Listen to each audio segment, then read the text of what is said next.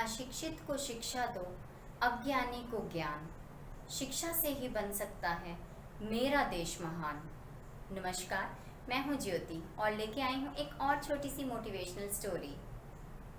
इस दुनिया में समय समय पर ऐसे महान व्यक्तियों ने जन्म लिया जिनका जीवन हमारे लिए प्रेरणादायक बन गया। और यूँ कहो तो कि उनका जीवन एक प्रकाश स्तंभ की तरह है जो निरंतर हमारे जीवन को प्रकाशित कर रहा है। ऐसे ही एक महान व्यक्ति थे स्वामी विवेकानंद जी। तो आज मैं उन्हीं के जीवन से जुड़ी एक छोटी सी कहानी आपको सुनाऊंगी जिसका नाम है जन सेवा।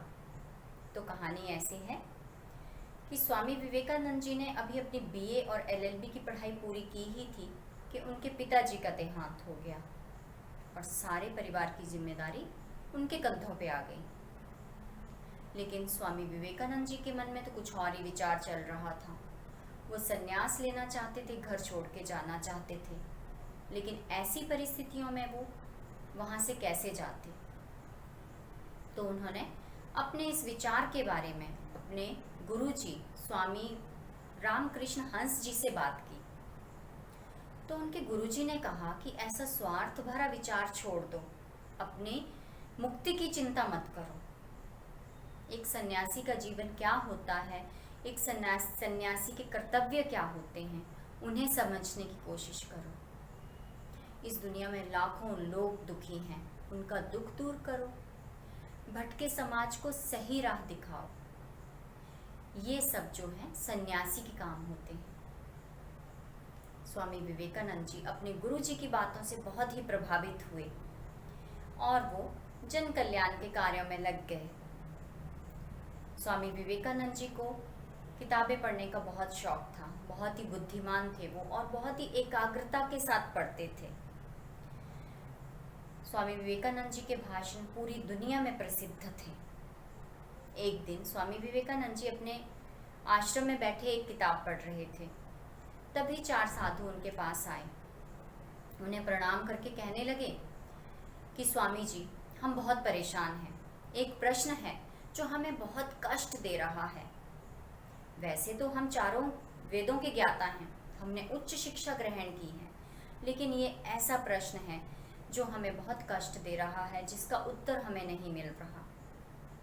स्वामी विवेकानंद जी ने पूछा कि ऐसा कौन सा प्रश्न है जो आपको इतना कष्ट दे रहा है।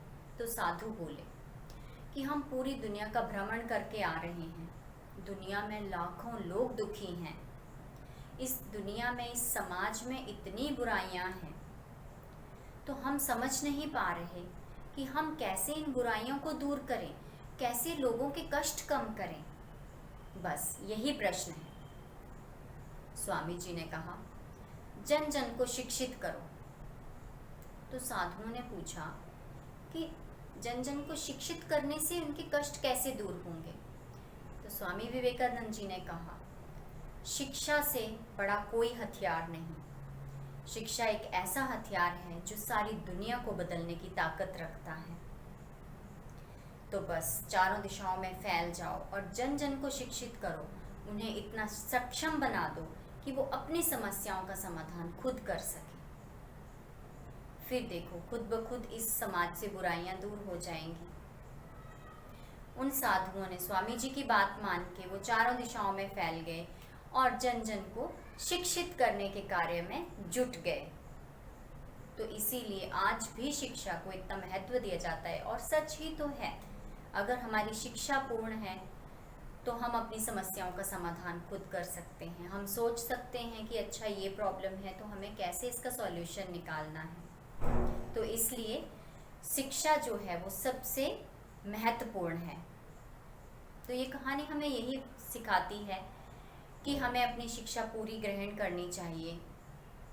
और अगर हमें लगता है कि हमारे आसपास में किसी न किसी कारणवश अपनी पढ़ाई अधूरी छोड़ती है, तो हमें उनको भी प्रेरित करना चाहिए, उनको भी मोटिवेट करना चाहिए अपनी पढ़ाई पूरी करने के लिए। उन्हें भी हमें पढ़ाई की इम्पोर्टेंस समझानी चाहिए।